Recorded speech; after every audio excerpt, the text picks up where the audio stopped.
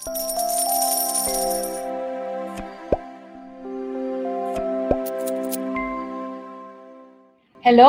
Magandang umaga, magandang tanghali, magandang hapon, kahit saan man kayo nanonood ngayon. Good day, everyone! This is Rose Press Fausto, FQ Mom, wishing you again a very good Thursday. This is Money Lessons with FQ Mom and Sons. FQ means financial quotient, your ability to make sound decisions and actions with regard to managing your money. And with me is my favorite bunso, who actually just celebrated his 25th birthday. So, kantahan na natin kagad. Okay ba? Tan, taran, tan, tan. Happy birthday, happy birthday.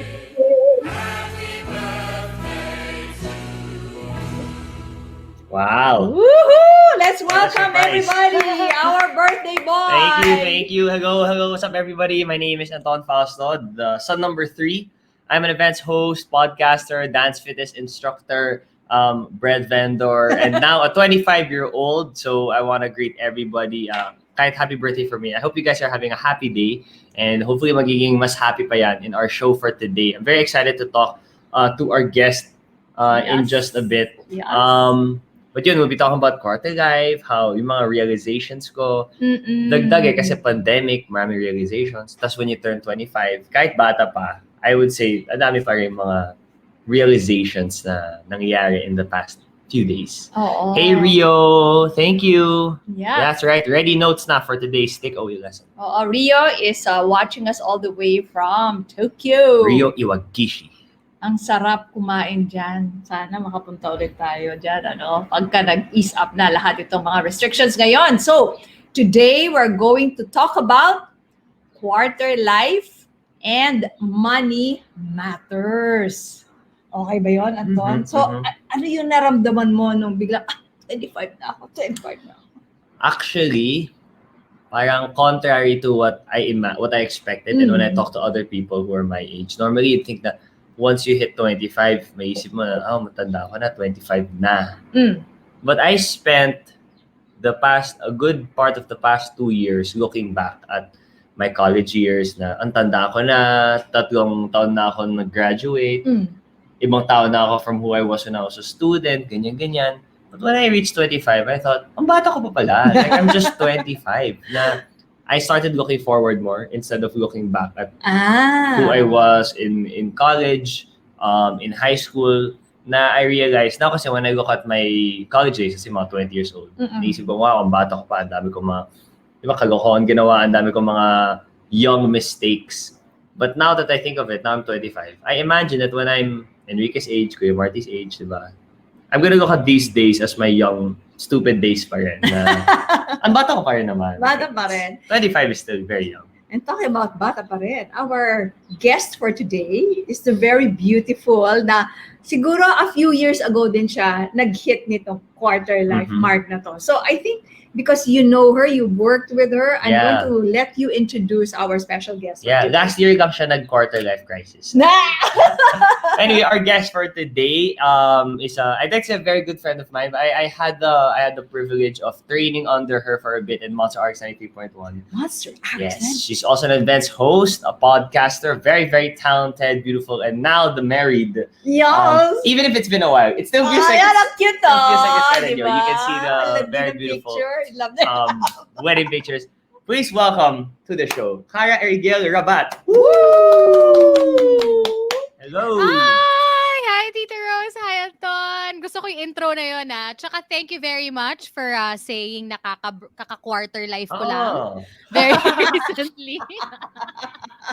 Ramdam ko yun. Saka ingat na ingat pati si Tita Rose. Sabi niya, very recently lang. Thank you, Tita. Very recently. Yeah. How many years ago? What was nice the to wedding? see the both of you. Yeah, just last year. They're Was just it just last turning. year? The wedding was December 12.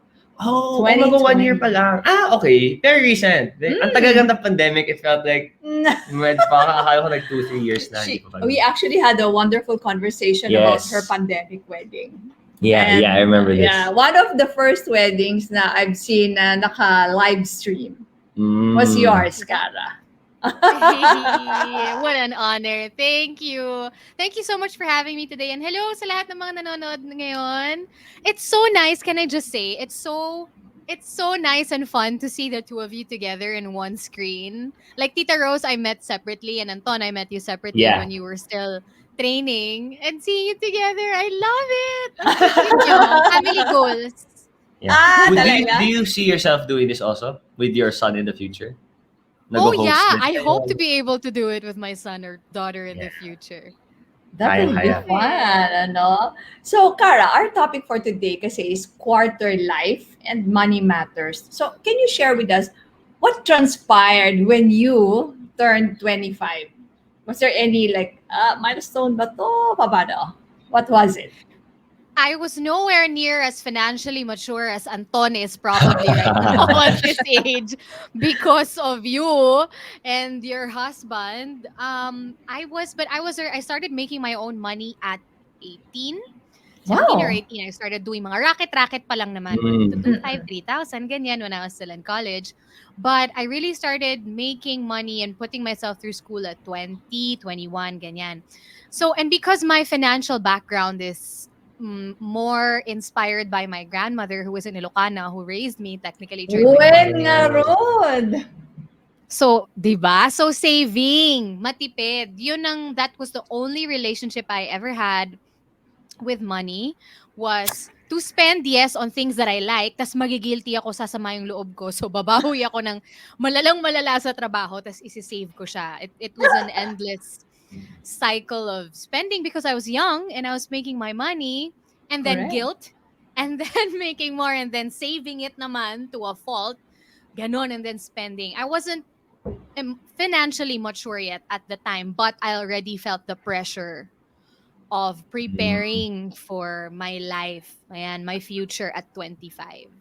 I found that term interesting, saving to a fault. Kara, what did you mean by when I hear saving, it's always a positive thing. Oo, sige. But I do believe nga that that could be Baka sumobra. there's a balance naman. What do you mean by saving to a fault?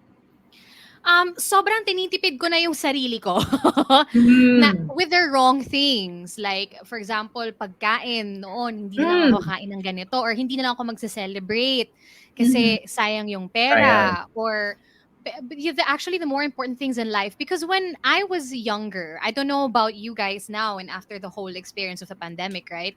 But when I was 25, the important things for me were material things, were looking nice with these bags and these shoes, diba? Outside things. Those were my priorities at 25 and younger, diba? So mas dun ko sinesave yung money ko for rather than the special, more important things like spending time with my family or, you know.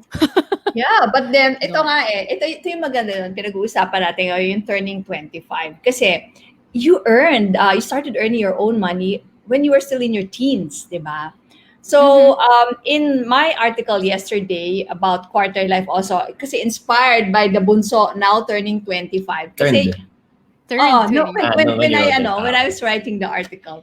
Kasi, before, I don't know if our audience or you are familiar with the Jewish tradition of yung coming of age nila, yung bar mitzvah, bat mitzvah for the girls. So, sa lalaki, bar mitzvah is 13. Sa babae, 12. And what did this mean? Yung olden tradition nila na yan. It means that the father was no longer responsible for the consequences of the actions of their children. Parang kasi, nung araw, pwede na silang, di ba, pwede nang ikasal. Ganun yun eh. So, I was thinking, yes, actually. Kasi, But this is like what, BC?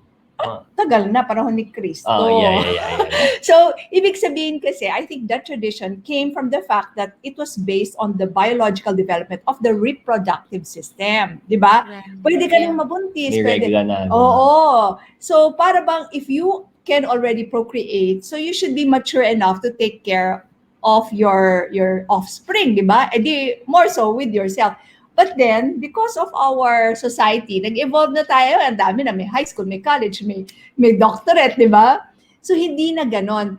And then, I would think that the substitute for a good coming of age marking is this 25th. Why? Because pakita natin yung ating human brain.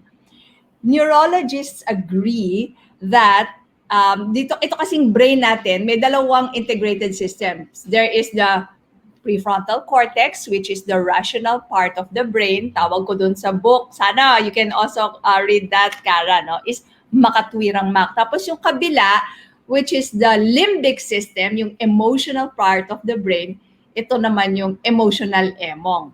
So in the book, pinersonify ko sila para hindi siya maging nosebleed. Ngayon, neurologists agree that it is only when we reach the age of 25 na nagiging fully developed yung ating rational or makatwirang brain. So, syempre, you were saying kanina, di ba? 18, gusto ko yung mga gato, yung mga stuff, material things, etc. It's okay. You were a kid, man. Yeah.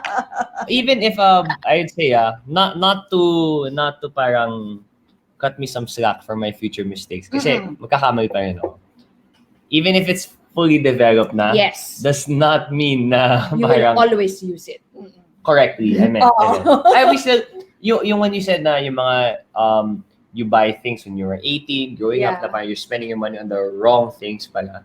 I think that it is important to go through that, to make those wrong things so that kasi you wouldn't know naman what is right until you first know what is not right in a way. So I agree. that's why I want na sana we should all be conscious na okay, at age 25, yung mga parents po dyan, at age 25, medyo pakawalan nyo na yung anak nyo. Kung magkaroon siya ng mga kalokohang ginawa, kanya na yun. Nung araw nga, 13 and 12. Eh. So ngayon, i-25 na natin kasi neurologists agree na, okay, this is the time na magiging fully developed lang yung rational part of the brain. Oh, thank you pala to Christine Joyce Santo, 5296, sending the newbie loves. And Charmy Joyce, Sinangote, and Joel Keegan. So we now have 1,741 live audience sa Kumu. So kung meron ho kayong mga tanong kay Cara, kay Anton, tungkol sa mga quarter-life matters, please do just I have a question. I want to go back, Cara. When you turned 25, do you remember how you celebrated it and what happened after? Did you have like a planning session? Did you have a change of heart? Was there some big shift after, or any day, every day like usual?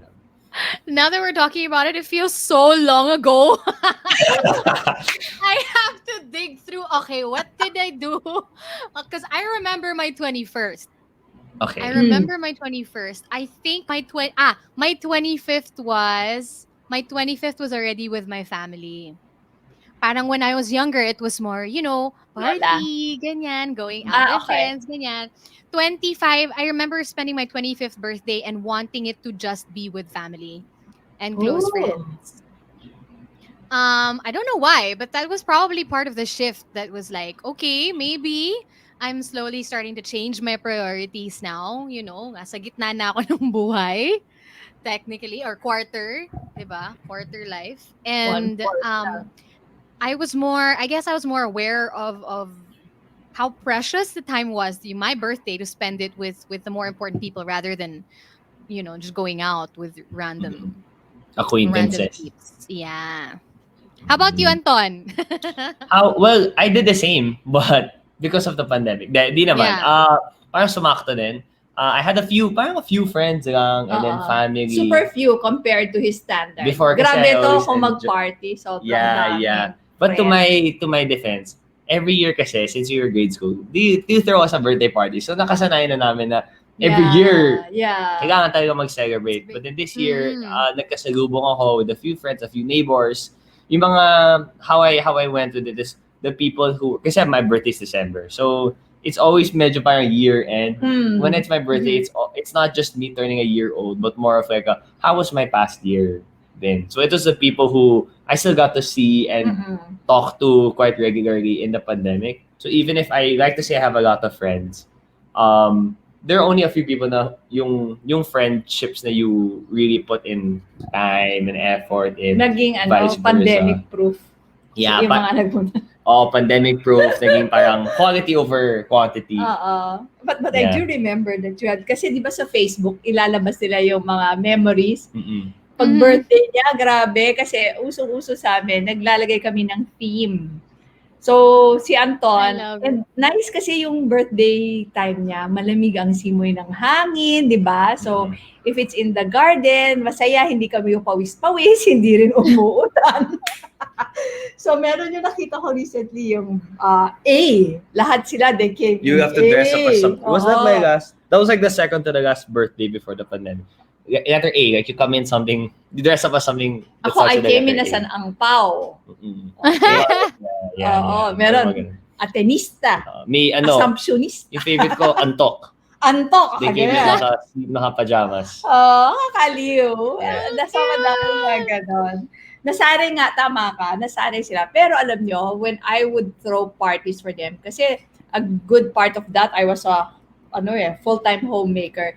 Talagang yung mga tipid tips andyan, I would just really get a caterer na very friendly rates, pero basic food lang. Para lang may waiter. Tapos, dadagdag na yan ng pagkain.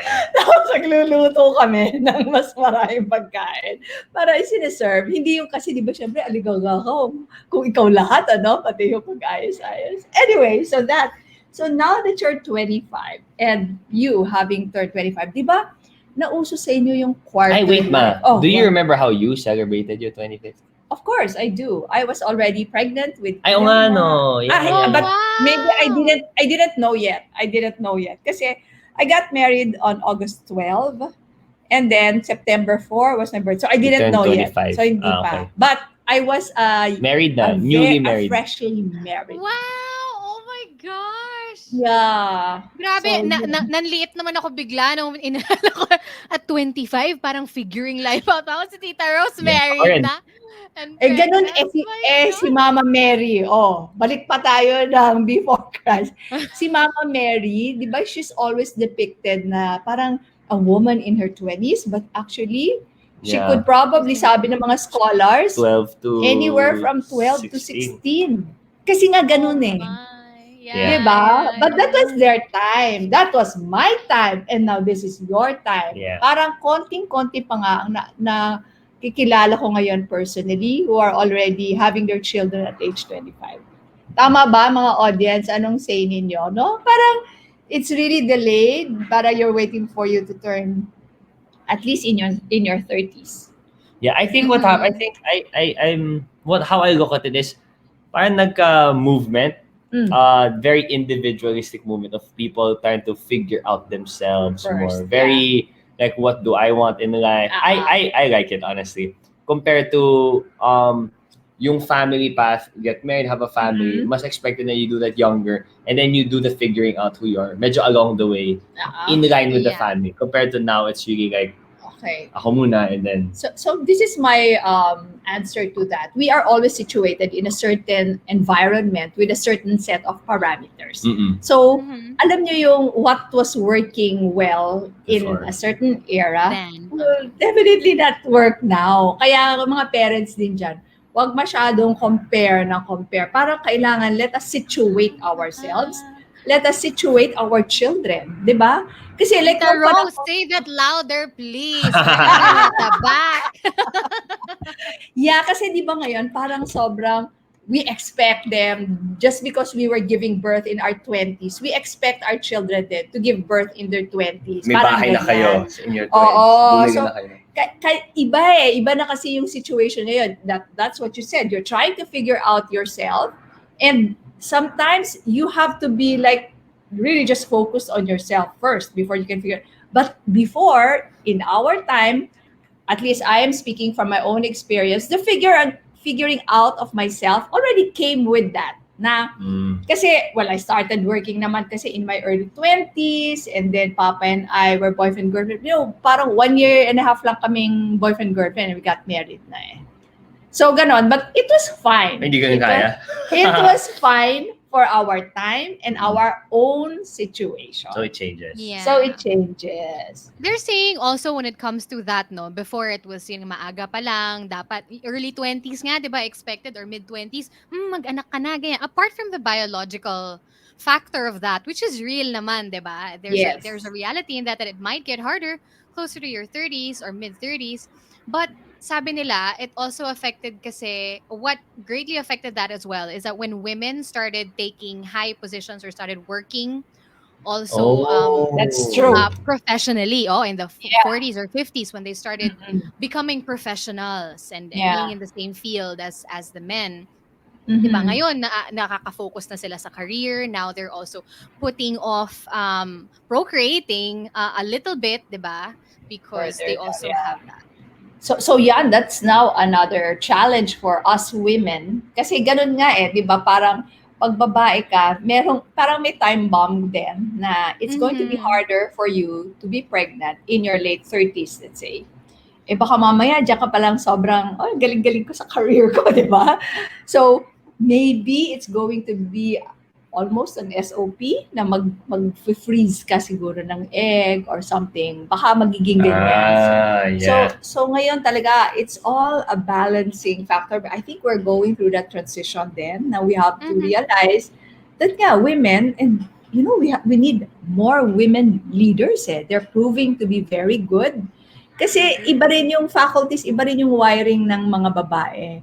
Na siguro we have come of age na rin in terms of leadership. So yun, we just have to accept the situation and the respective set of parameters of each individual. So ganon. Kaya ngayon kayo Ganon. may quarter life crisis. Nung panahon ko, hindi uso yan. Hindi ba uso? No one really used that term. Midlife lang. Midlife lang kami. Midlife. Midlife na. Oo, Ang dami kasi naming time ngayon, tita, to ponder and to reflect. And nag-iiba rin yung expectation. So ngayon, pag nagkakaroon ng shift in expectation, the crisis comes kasi from not knowing That's why I am so big on marking milestone, because when you mark a milestone, you know where you are. You know what you should expect from yourself and what not to expect from yourself yet. So parang mas nagiging clear, human beings tayo, we're very physical, we want things tangible. So pag minamark mo yan, kaya nga, let's have a movement, let's mark the 25th, di ba? The development of the prefrontal cortex. Ngayon pa lang ako para sasabihin mo, ngayon pa lang ako dapat mas magseryoso at ngayon, my decisions, my actions are my own responsibility. So yung parents, wag na masyadong mangingialam, wag na rin masyadong magigilty kung pumalpak yung anak kasi kanya na yun. I think it's connected to that. I think it's also a good time. Obviously this depends on your circumstances. If there are people with 24 straight out of college, they have to pay for bills na and all that. So syempre iba yung rules of engagement there. But when you mention na yung mga parents medyo isa pa bit kung medyo pumalpak ganon. Yeah. I think at this age of 25 then at the 20s, I think coming from an all boys school with very little all room boys for household. all boys household, all boys school, Ateneo, Catholic, there's a little room for error. There's a little room for failure. And I think only parang ngayon ko lang medyo na exercise yung failure muscle. Na it's okay to make mistakes. It's okay to... Because even if hindi niya naman ako pagsasabihan ni Papa, if I make a mistake na, bawal yan. There's that voice in my head that I've been educated to have it. Kausap ka ni Mama Mary. Oo, kausap ako ni Anton, ni Mama Mary, ni Ateneo, kay ni Papa. That it's nice to just, I guess, to just say it and be aware of it's really part of it. Like, yes. You're going to make mistakes. And you will learn from it. Yeah, that's... Ang mahirap naman, Cara, di ba?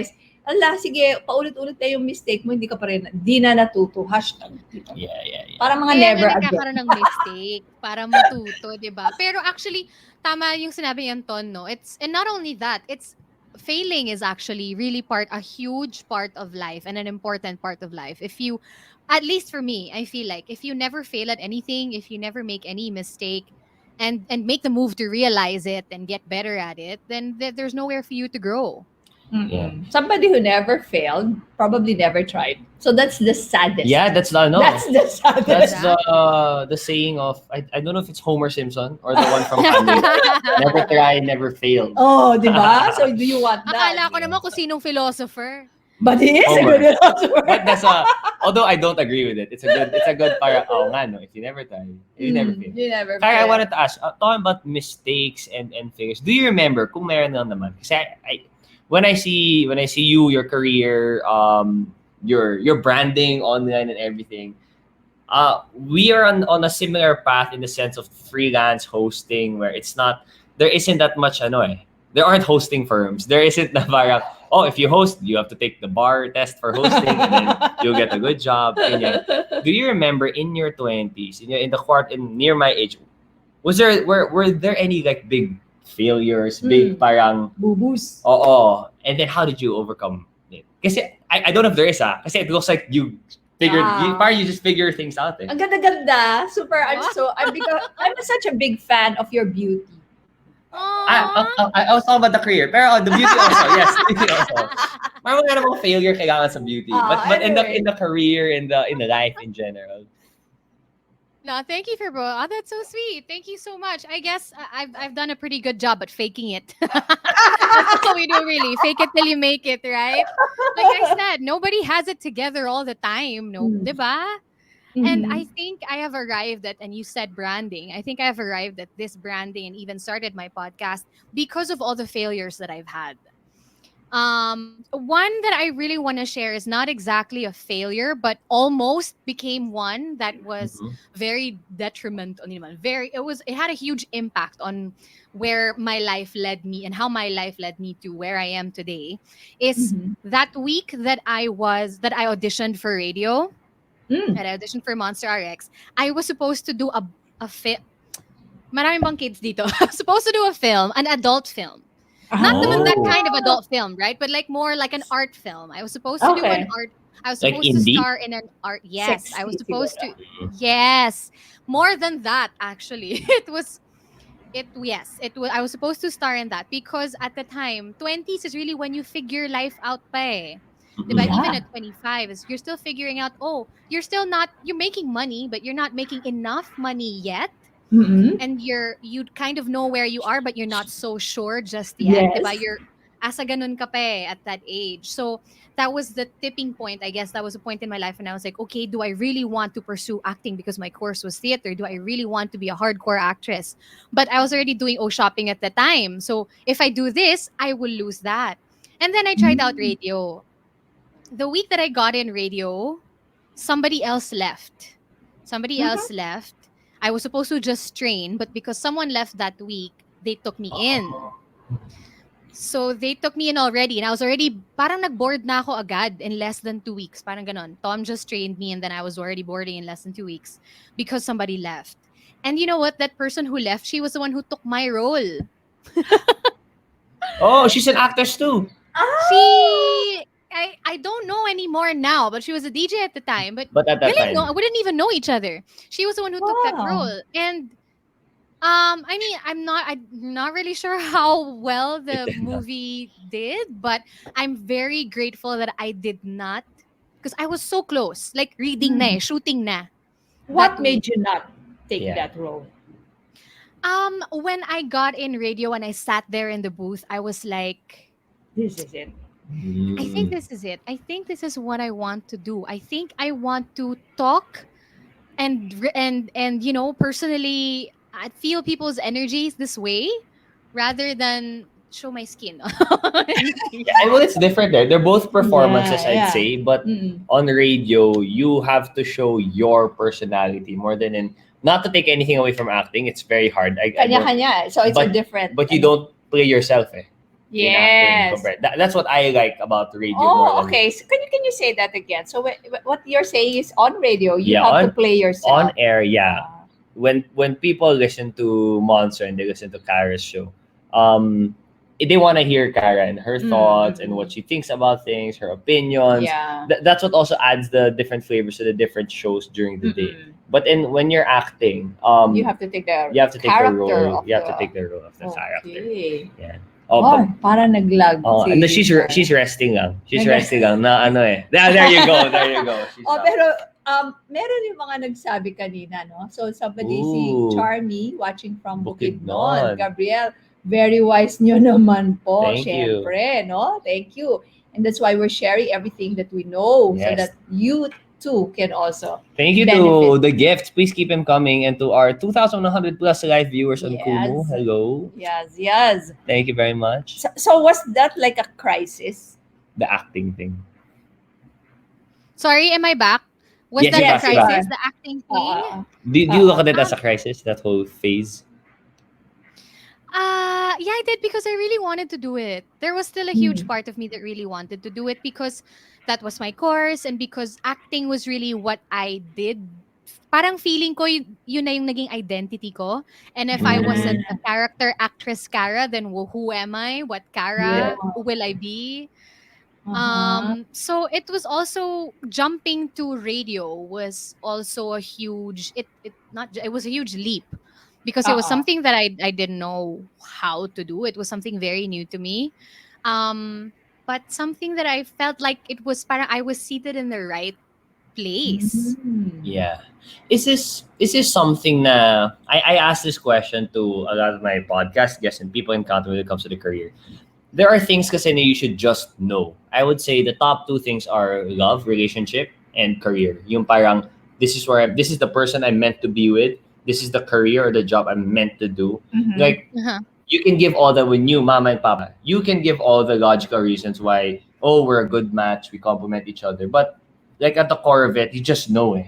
Like you can't really concretely explain it. And it comes to career also. When you made that shift, Kyra, from acting to radio, how did you? Kasi that's not just a decision you make one day. Parang every day you have to. Every day, I'm sure the first days in radio, every time you come in, you kind of like, ito ba yun? Like, it's nice, but I am not so sure yet. How did you like answer that question for yourself? Is it like a thing you just knew? Did you have a checklist? Like, how did you go about that? It was more like hindi kasi at that age. Honestly, I wasn't much of a planner. I was just like, bahala na. Let's jump here and let's do this, ganyan, and then I'll just make it work. Fake it till I make it, right? But when I started doing radio, I started realizing I started becoming kinder. I wasn't hindi na ako parang laging pagod, hindi na ako parang laging mainitin ang ulo. That's a big turning point for me, I guess, and also in relationships, diba, and in work. When you find yourself being a lot kinder to other people, a lot kinder to yourself, when you're feeling a little bit more, parang kang nasa flow, you don't notice the time, you're not looking constantly at the clock, anong oras na ba, kailan ba ako matatapos? Then I feel like you're in the right place. Maybe was it because you were also allowing yourself to be you?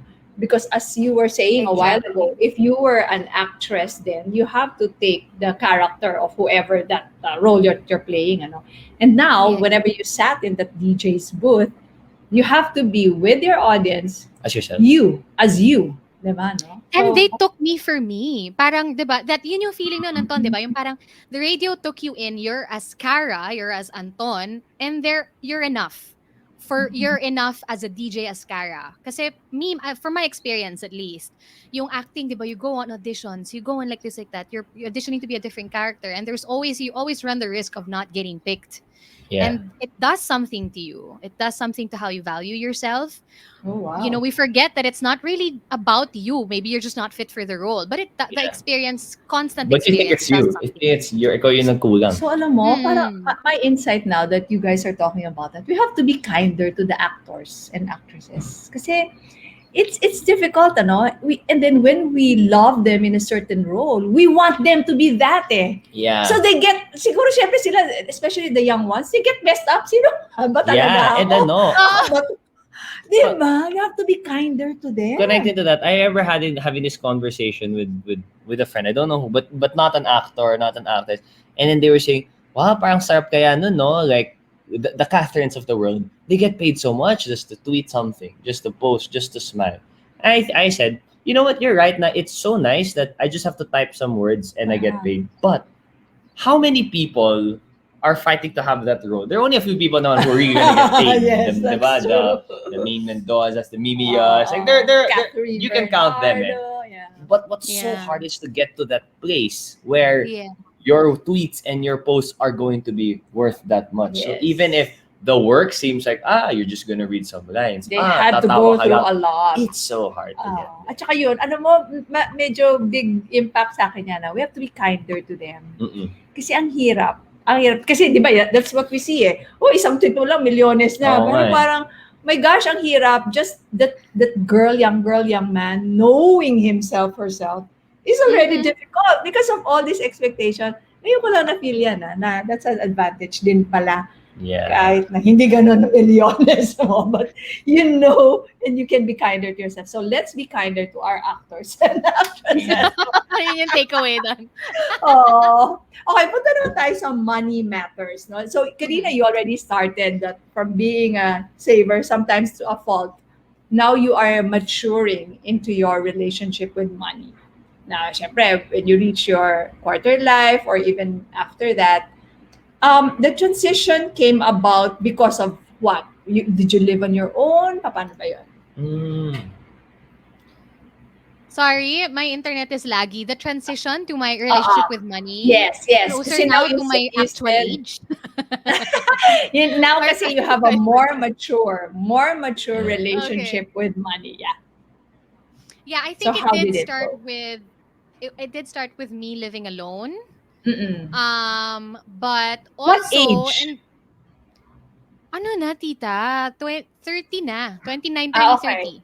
Okay. 30 na ako when I started living alone. So but when I was 25 kasi, actually it's mga 23 ganyan. My mom was the baliktad. My mom was the one who left our old family house and I was the one who was left there. Taking care of my grandmother when she's getting really old na. Pero ako na yung nagsimulang magbayad ng kuryente, all the house stuff.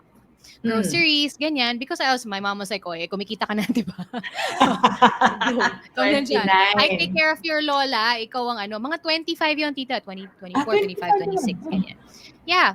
So I learned to budget because I experienced not having money. I experienced earning a lot from the acting thing, some acting gigs that I did. Splurging because the friends that I was with, they were mga artista. Mayaman sila. Hindi na ako mayaman. Kumikita lang ako ng mas mababa pa sa kinikita nila. So pag sinabayan ko yung lifestyle nila, naiiwan ako. Diba? Wala na akong pambayad ng kuryente. So I had to experience that mistake. And I asked my mom for money. Mom, wala akong pambayad this month. Next month, papapasok. Bahala ka dyan. Ginastos mo yan. Di maputulan ka ng kuryente. Diba? I hated it at the time. But it really taught me, well, diba? I never want to experience that and feel that ever again. That fear of not being able to pay for my bills, but I have an expensive bag. Parang ano ba? Cara, hello? Gets. Oh, wow. So yan ang talagang big lesson na tatak yan eh. And the reason why, sabi nga nila, yung experience is the best teacher for some, pero itutuloy ko yan, mami. Kasi tumatak masyado dun sa, emotional brain mo yan. And you will never forget that. And you will always try everything that you can do not to experience that again. This is where the mistakes come in. It's important to have these. Yeah. However, mistakes. when it comes to money, there is a better teacher than that experienced teacher. It is learning from others' mistakes. So now that you've listened to Cara's experience, ano ba to? Meron akong expensive bag, wala akong pambayad kay Meralco. Wag ganon. Ano? So that is the better teacher because you don't have to go through it. So, nung nag-live alone na ako, yun naman yung OA na ako, tita. Talagang naka-envelope yan. Yan. My boyfriend at the time, no, he was like, what do you, naka-envelope ako this month. Kuryente, ganyan, naka-budget na yan, nakasulat yan. Kasi hindi pwedeng makaligtaan. Correct.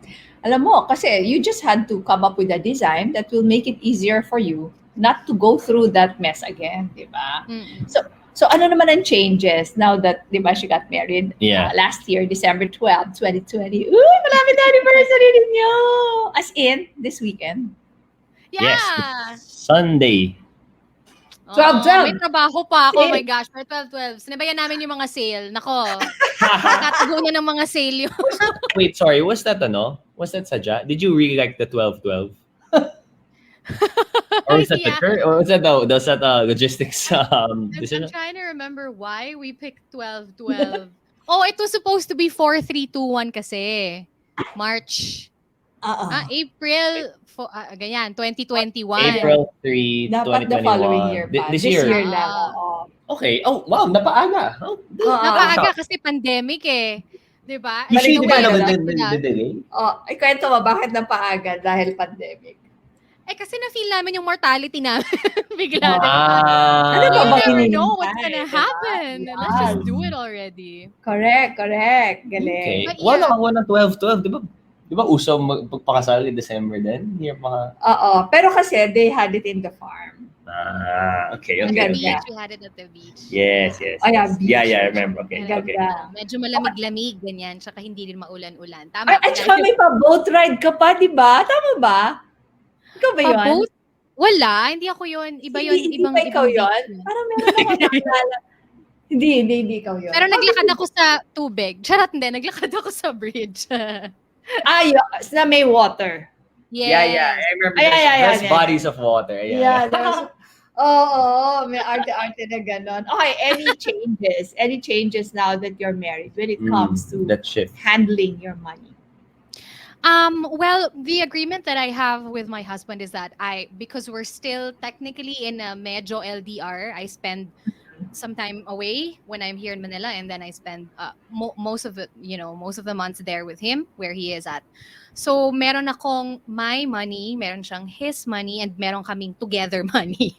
Meron kaming our money, so meron kaming joint account. Now we just agreed to put a certain amount every month, and that's where we're going to get our expenses. And nandun na rin yung bigger bulk of our savings for, the land that we're buying, and the stuff that we're going to be doing as a married couple. So I mean, it's not for everybody. I know I have some friends, and I had this conversation with your Tita Rose, no? I have some friends who, and most of us really think na kapag kasal na kayo, iisa na lang talaga. But yun nga kasi, because of the situation that we have, the situation that we are in, we have to adjust to it. Which brings me to the point na whatever works for you. Diba? You don't have to follow a certain standard, pero kung ano yung napag-usapan ninyo, as long as pinag-uusapan ninyo, at nag-agree kayo pareho. Yeah. Yun. As long as pinag-uusapan at nag-agree kayo, you really know what's happening on each other's I think the community, talking from my zero marriage experience, the communication is the more important. Like you can follow the FQ mom rules of how she did it with my dad. What are their finance practices, who pays for what, ganyan. But at the end of the day, it's the communication, and that's what worked for that's what worked for them, and that's not necessarily what's going to work for everyone. But whatever it is, arrangement that you would like to do, you just have to be open and healthily discuss it. Hindi pwede kasi yung I have a question though. Kara, if you guys, kasi diba you have the physical distance. So parang, syempre, where you are physically, that's where you're gonna spend. If you guys were the same situation my mom was in, that you're in the same house every day, do you think sorry if this is diving into your couple finances, do you think you'll still do the separate accounts thing, or is it gonna be just like one pool? That's a good question, because I also did think about that. And because my answer was, justify ko siya with our distance, no? But in reality, if I were 150% honest, I think we would have still stuck with this kind of setup right now. But maybe a bigger bulk of our finances would be in the together money. Your expenses kasi while you're alone is less since you have less time. Which I think this really just shows the difference in the generations. Exactly. How it's different in... Oh, and I also always say about this, kasi when Papa and I started, we were in our 20s. So, konti pa rin naman talaga yung na-accumulate namin. It wasn't that hard to put them together. But I'm just trying to imagine. Kunyari, we got married na towards the end of our 30s na ang laki-laki na ng kunyari mas malaki yung sweldo niya ng di hamak sa akin. It's not gonna be that easy. Yeah. Kasi when we got married, parang parehas lang talaga yung ano namin. Yeah. So, wala nang mga prenup. Prenup pala, walang ganon. But you did not, right? You also did not sign. It's just that this is the system that works for you. Yeah. It is. You really have to sit down and talk about it. Kung ano yung bagay sa Yeah. Although yung and I'm not saying like my money, his money, but when we do spend our money naman kunwari for each other, parang when we got married, nawala na yung magkano yung ginastos ko dyan. Yung bilangan.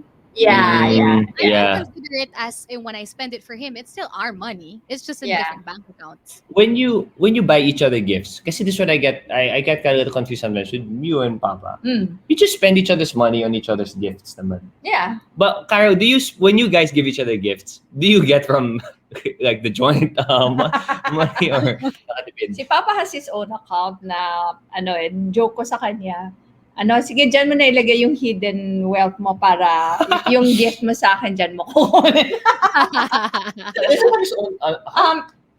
Alam mo yun, hindi talaga. I can access it because... But it's just under his name, like legally. It's just that I don't really take care of that account anymore. Para may pagkaganong effect. But it's really full display. So kapag yun, no? I'm still figuring so much stuff out. If there's some other person you're right, the money and the... But you know what's best kasi is if you're able to discuss na your money values and hopefully they're aligned, then doesn't matter Doesn't matter whether nakapangalan lang sa'yo yan o nakapangalan lang sa ito. Kasi you know that is just a single balance sheet. So parang ganon. So halimbawa, short ako ng konti dito, meron akong i-issue cheque. O sige, credit. Parang pwede kayong magganyanan. Okay. Nakakatawa naman. Congrats, Miss Cara. Best of stories daw. And happy birthday, VJ Anton from Rance Paul. Thank you. Okay. Thank you, our Christian as well. Mga regulars natin yan So, ano pang mga gusto nating ibahagi sa kanila? Tungkol dyan sa quarter life-ish na yan. Nagka-crisis ka pa ba? Kamaga. The thing is, parang, I think mine kind of started when I graduated college. Kasi How old were you then? 21? 21. I turned 25. I graduated 2018. I was 21, 22. Kasi December ka. Yeah. 21, 22. ka lang. I think the stark difference was yung lahat ng batchmate ko, kaibigan ko, they got the jobs, the 9 to 5. I think corporate. The biggest shift for me was the change in my schedule and lifestyle. I didn't have the school I didn't have someone telling me if I was doing right or wrong. I didn't have grades anymore. I didn't have a school to go to, an institution to follow. I think that's where it started. And I think parang ngayon lang, honestly, na at this age of 25, na medyo nagigets ko na. And I'm more comfortable when I say I'm a freelancer. Before kasi when I say I'm a freelancer, it always feels like I'm a freelancer. Do I have to explain further? Parang ganon? I still have to explain now, but before it was I'd say, when I say I'm a freelancer, it feels like a precursor to something. It was, I'm a freelancer kasi wala pa. Or, I'm a freelancer kasi tinanggal na ako sa mix. Parang, no that's just and it took me, I think, any advice I could give to people who are going through that or about to go through the quarter-life crisis, that you have to give it time. Na, I'm kind of doing some of the same things I did today than 3 years ago, but it feels so different because my understanding of myself and my career is much deeper now. Na mas and I got to rewire and sort of unlearn a lot of things, which is like example, working on a Saturday, it feels so hassle. But no, that's how my day goes. And if I randomly have a Tuesday full afternoon, I'm not doing anything, there's nothing wrong with that at all. Because on a weekday, iba lang talaga yung flow mo and your rhythm if you're gonna do freelancing. It's not like anything I experienced my entire life, my entire Ateneo years. Did you have to go through so that? Unsure. Did you have to go through something like that? Yeah, Cara. Yung parang, sorry, you're frozen so I'm like trying to figure out kung yung context ng conversation. Context clues na lang. Context. The crisis. No, I get it. But yeah.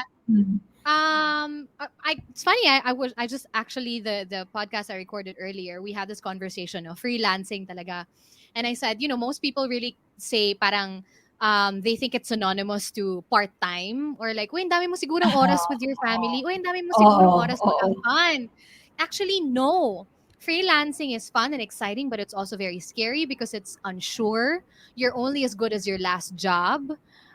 You're always on, diba? I'm not You're to always like discredit. semi-on. It's hard to go off because you're always semi-on. Yeah. Yes. And diba, especially if you're a content creator, for example, you're always getting ideas from all these random things. It's kind of hard to detach yourself from the Correct. job that you do and the Oh my life God. that you have. So freelancing is tough, but it's fun because in essence, you're a professional.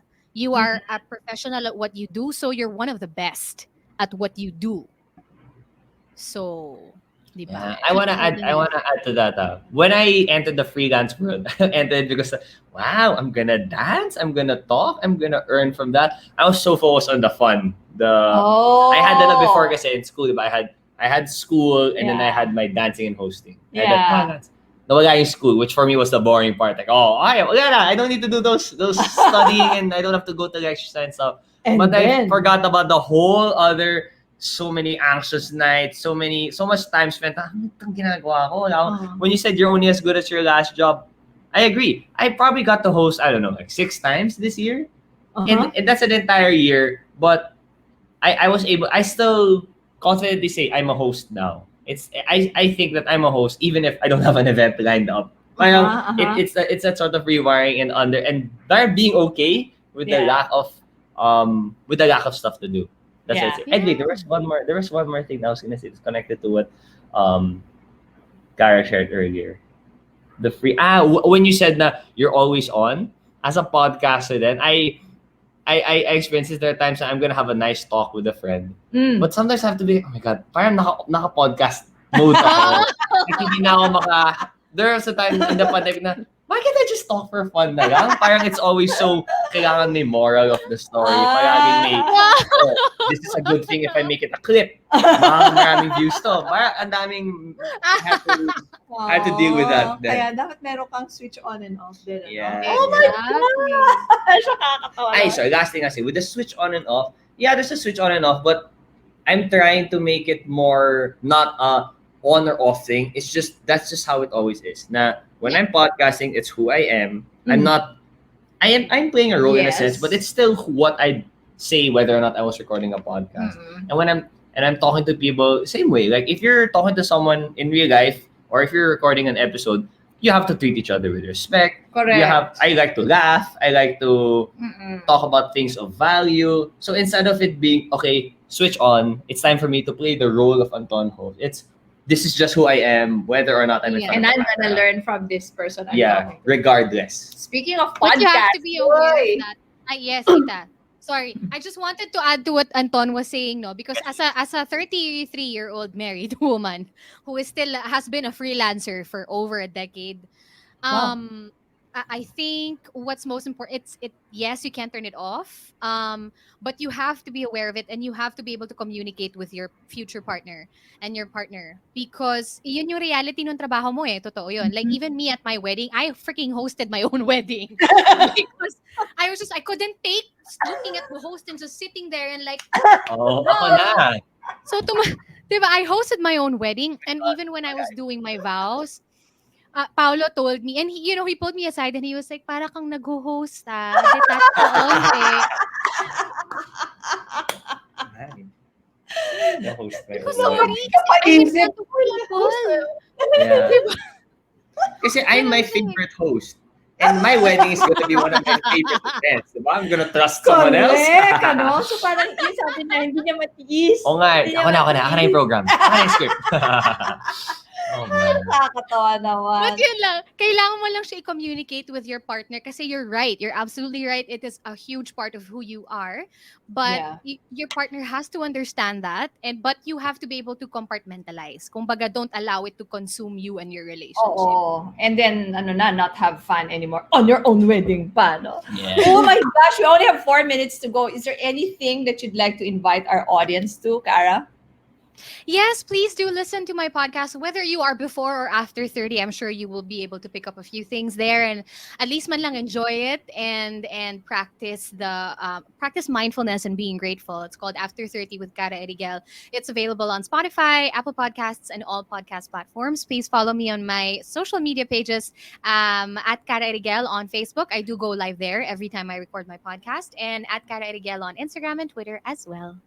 There you go. Yes. And if you want to know more about money, just get a copy of any of the FQ Mom books. You can just go to fqmom.com and click books. Of course, we would like you to always follow this show, Money Lessons with FQ Mom and Sons.